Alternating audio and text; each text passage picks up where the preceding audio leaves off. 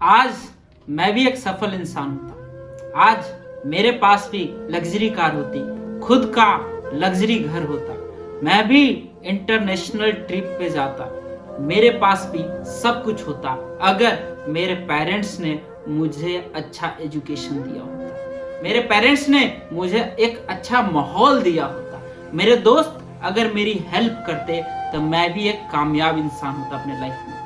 अगर आप सबको भी ऐसा लगता है तो ये वीडियो आप सभी के लिए। एक कहानी सुनाता हूं, उस कहानी से आप बेहतर समझ पाएंगे। और कहानी है एक गांव में बसे एक फैमिली और एक साहूकार की। एक फैमिली जिसमें दो बच्चे थे। बच्चे सिर्फ और सिर्फ 2 साल के थे और बच्चे का जो बाप था वो कोई भी काम नहीं करता था। पूरे दिन जुआ खेलना, रात को शराब पीना और शराब पीने के बाद जब घर पे आते थे तो अपनी पत्नी की पिटाई करना, यही चल रहा था। और बच्चे जब भूख के मारे रोते थे तो माँ को देखा नहीं जाता था। कहते हैं ना, माँ तो माँ ही होती है, बच्चे का दुख कैसे देखती। फिर माँ ने डिसाइड किया से मुझे काम करना पड़ेगा, मुझे मेहनत करनी पड़ेगी ताकि मैं अपने दोनों बच्चे को एक बेहतर इंसान और बेहतर एजुकेशन प्रोवाइड कर पाऊं। माँ ने मेहनत करना शुरू किया, गांव में जा जा के लोगों के घर में बर्तन झाड़ू पोछा करने शुरू किए और उससे उसे कुछ पैसे मिलते, उस पैसे से बच्चों के लिए कपड़े, उसके खाने का इंतजाम करते। बट बाप नहीं बदला। जब भी उसका मन करता अपनी बीवी की पिटाई करता, पैसे छीन लेता और ये चलता रहा कार्यक्रम। बट माँ हार नहीं मानी। कहते हैं ना, माँ कभी हार नहीं मानती। वो मेहनत करती रही, काम करती रही और पैसे बचा बचा के अपने बच्चे की पढ़ाई कराना शुरू कर दिया। एक ही स्कूल में दोनों बच्चे का एजुकेशन कराया, दोनों जुड़वा बच्चे थे। एक ही क्लास में दोनों को पढ़ाना शुरू किया।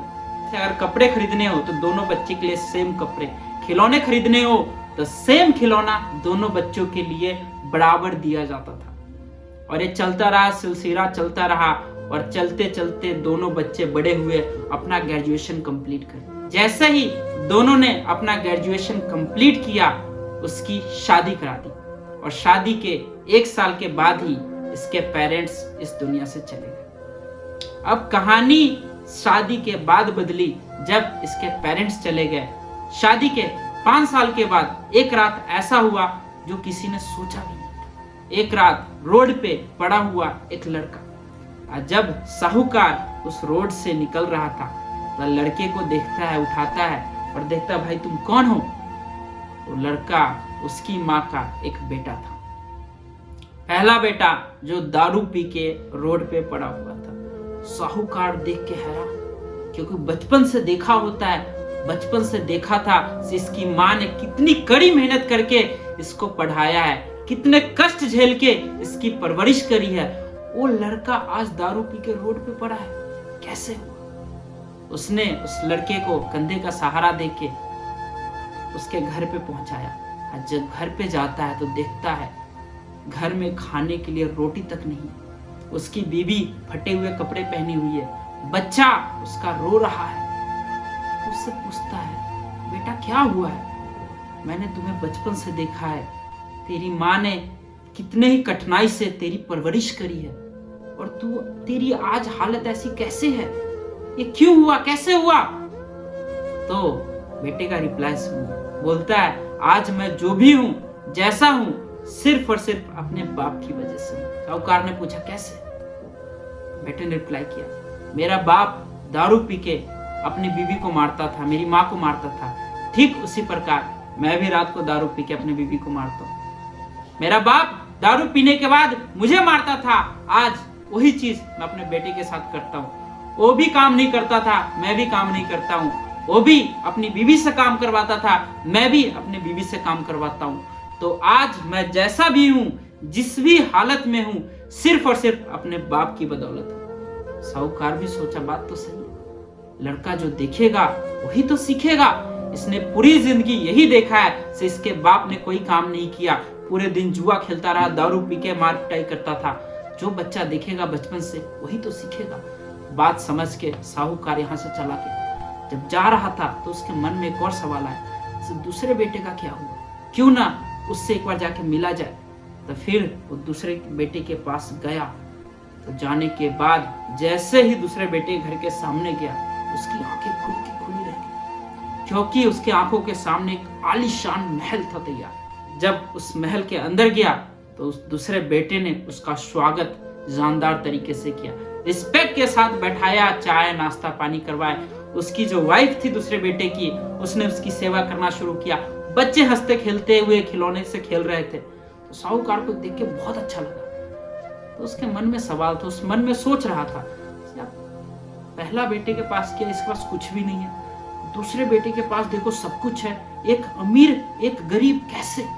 तो मन में सवाल चल रहा था। उसने हिम्मत करी और उस बेटे से पूछ लिया, बेटा ये कैसे हुआ है, आज तुम इतने अमीर इतने रईस इंसान कैसे बने हो, मुझे बताओ, मैं जानना चाहता हूँ। तो दूसरे बेटे ने रिप्लाई किया, आज अगर मैं लाइफ में जो भी हूँ जैसा भी हूँ अपने बाप की वजह से हूँ। शाहूकार शौक हो गया, सोचा यार पहले बेटे से पूछा तो उसने भी यही रिप्लाई किया, मैं जो हूँ जैसा हूँ अपने बाप की वजह से हूँ। दूसरा बेटा भी यही रिप्लाई कर रहा है, जो भी हूँ जैसा हूँ अपने बाप की वजह से हूँ, कैसे।